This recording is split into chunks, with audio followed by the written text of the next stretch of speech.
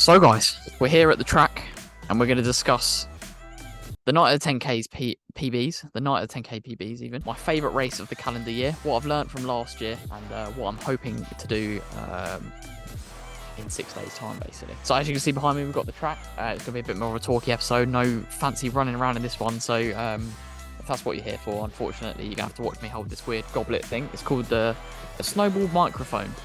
So yeah, it was obviously meant to sit on the table, but I've got it handheld. So guys, anyone that's been around on the channel for just over a year now will know how it went last year. Definitely underestimated how easy I thought sub 30 was going to be. I'm not, wasn't the best day for me. I was arrogant, had my, I guess my intentions for the race or my goals for the race way out of my limits or potential ability, and that led for a bit of a disaster. So I went into the race hoping to run sub 30, and in hindsight I was nowhere near sub 30 shape, which is always going to be a bit of a problem basically. So I originally was meant to be in race 3, but I asked to be moved up to race 4, which is the quicker race, because I thought I was in this insane sub 30 shape. And then in the week leading up to the race, during the taper, I've always struggled with tapers, find them a little bit difficult to get my head round, like reducing the mileage, and then suddenly you think you're putting loads of weight on, so on and so forth. So yeah, I basically crumbled in the week leading up to the race, and the fitness wasn't there to start off with. I definitely wasn't in sub 30 shape, and then it just transpired into the race. Essentially, ran badly, and didn't do myself justice, I don't think. So last year, yeah, didn't go to plan. I ended up basically almost pulling the plug in it with about 6k to go probably, and ended up just kind of doing like a threshold effort round the track. High-fiving people in the last lap you might have seen. So I definitely took it far from seriously. But you could definitely say that I've learned a lot of lessons. And going into it this year, this time around, in a much more positive mindset. I've got with me the entry lists for the race. I'm just going to get them up just now. So I am in race 2 this year, kicking off at 3:45 PM. If anyone wants to come down and watch, I'm going to go through the start list now, and then we'll talk through my plans for the race, my hopes for the race, and what you can expect to see from me, essentially, if I can navigate this website. So here we go. Race 2 at 3:45. This is the start list. So we've got Andrew Miles, Will Mycroft, George Rice, Thomas Wright, who is a local runner to me. I know Tom. We've raced a few times before. I can't remember how it went last time. I think he beat me. I can't remember if we've raced recently. Jack Steenson, Ben Saville, Robert McTaggart, Abdi Hamoud. Rings a bell, that name, but I'm not sure if I know who that is. Mohammed Hashi, he's not running, unfortunately. Callum O'Neill, Michael Salter, Jason Bennett, George Gurney, Tim Harrison, Daryl Hasty, James Hotham, Gregory Jayasuria, sorry if I butchered that, Harry Smith, James Tuttle, Craig Emerson, Jarian Bakker, Morgan James, Mohammed Bashir, Kieran Barnes, Marcus Etheridge. What's next for you? Next race? Okay. Same as you? Yeah, good to see you there. Big up, one of my childhood running friends. Matthew Rees, the Welsh runner, which is pretty cool. A little bit of a YouTube rivalry potentially up for grabs there.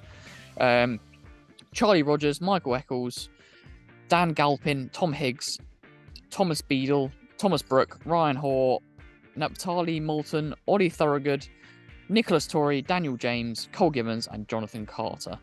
So, yeah, as you heard from that list, there's quite a few in the race. I think they're having anything up to 30-40 runners in each race. Obviously, it is a 10K, so there's a little bit more room on the track in terms of after a few laps, it's going to be very much strung out. The race is going to be paced at 31 flat and 31:30, I do believe, with the wave light technology and also physical paces. So anyone with the aims of sub 31, you've kind of got as best conditions as you can have on the track. Anyone who's raced a track 10K will know it's very grueling and it's pretty difficult. Wearing 10K, wearing spikes for 10K, it's 25 laps of just calf obliteration and pounding, which is never ideal. And also the mental game, like getting tired and still seeing the number only tick down by 1 every single lap. And you feel like you've been running for ages. Going into this race, I've had a really good training block. The last 6 weeks especially, I've done pretty much minimum of 80 miles a week every single week, with the inclusion of some races. And I have, of course, while I was in Portugal, hit 100 miles per week a couple of weeks. And I'm actually feeling very, very fit in sessions. I feel like I'm running well. and doing myself justice, which is what you always want to do, especially. I never want to turn up to a race and feel like I haven't given a good account of myself, or almost like humiliated myself. And I feel like I won't do that this year. I feel like I'm in the best place I've been in a little while, which is really good. So with the paces at 31 dead and 31:30, my PB lies slap bang in the middle, pretty much 31:23. So my plan is to sit in. I'm going to do absolutely none of the work for the first half at least. I'd like to say that I'm going to be in a bold position that I've been the front third in terms of form and fitness at the moment of the runners, based off of the people I know in there and their recent performances. So I'd like to think I'll be closer to the front, and then I'm hoping in the latter stages I'll be able to kick on and maybe get closer to that 31 flat wave light. And maybe run a PB and maybe even surpass that. We'll see. But it's definitely not. I'm definitely not going to be doing anything stupidly arrogant, like aiming for 30 dead like I did last year, because it's just not going to happen. I'm going to get myself worked up. And yeah, essentially this year, I'm not even going to look at what pace per lap I have to run for any time. Because last year what I did is I knew that 72 seconds per lap was 30 dead. So when we went off and I went through the first lap in 76 seconds, in my head I was thinking I'm 4 seconds behind. And I tried to make it up in one lap. So the next lap I did 68 seconds. So that's just not how you should be running a 10K. It should be trying to be keeping it as smooth as possible, trying to wind it up. In my opinion, definitely not erratically jumping up and down the paces. And I think I've got a little bit more of a smart brain on me now that I've got a little bit older, a little bit wiser, the ripe old age of 22. So yeah, let's just say spirits are high. They're well, and I'm really looking forward to the race next week. So moving into I guess kind of the last week of training into this. So today is Saturday. I'm about to do my final big session, I guess you could say. I'm doing a mile, 1200 K8 642. So a little bit of a snowball session, as Callum Elson would say, if you follow the Distance Project on Instagram. So yeah, with the aim of kind of finishing just gradually progressing through the paces essentially. And yeah, and then from here on the mileage is going to come down probably about at least 30%. And the sessions, I might do kind of a 3/4 session on Tuesday, and then it's going to be pretty easy from there, racing at 3:45 on Saturday. It is a little bit of an odd time because it's kind of almost middle of the evening and you don't want to eat dinner.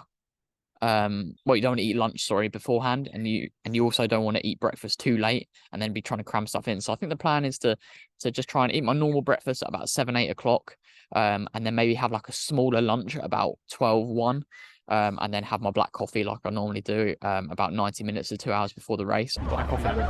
What? Black coffee. Black coffee. Yeah. I feel like I like to race light in terms of I prefer to feel empty than to feel like I've had loads of food. I feel like mentally I feel like a stronger athlete when I'm lighter. Whether that's the case, we'll soon see. But moving on to the actual race itself, I cannot encourage you to come down and spectate any more than I'm about to, basically, because I just think it is the best race of the calendar year that I've experienced anyway. I've done races like the Great North Run, Royal Parks, London Landmarks, and then we're talking about track races like Elton BMC, Watford Open, loads of road races, Podium 5K Friday night under the lights at Battersea Park. And this one is cleared by an absolute mile or 6 and a bit miles. If you are massively into running, you should 100% come down because it's just going to be right up your street. But if you're like kind of a little bit into running, you do your local park run, you don't take running too seriously, this is still the event for you because they've got pyrotechnics, there's food stalls, there's entertainment for the kids, and there is so much noise and music going on. It's just an absolute carnival of running. So I think you should definitely come down, come support me, come and support your other YouTube friends and family as well that are doing it. I know that it's like the Welsh runners taking part, Stephen Scullion's taking part in the men's elite race, and you've also got some other guys that have shown up on the channel taking part in this race as well. People like Oscar Bell or Ellis Cross, he's taking part in the men's elite race. So lots of friendly faces, lots of people that you will recognize, and even if you don't recognize, you can get as close to the race as lane 3. And that lane 3 beer and cheer, I'll tell you, it's something special. You're within touching distance of the crowd from a racing perspective or racer perspective. And it's just an absolute dream for the runners. When I'm running around and all I can see are people's faces, no empty spaces, it's like there's no escape. I kind of have to carry on running. Last year, I had to dig really deep, not to just tap out and quit and DNF the race. And one of the main contributing factors to me not pulling out wasn't my determination or my willpower, if you like. It was the fact that there was absolutely thousands of people there cheering me on, even though I was near enough at the back of the field, cheering me on and trying to get me through. And that was just absolutely priceless, and it's something I will remember for a very, very long time. So yeah, if you're not about, cancel your plans anyway and come down. Lane free beer and cheer. I believe you can get a free beer if you're on a date, so bring your date. Definitely do that.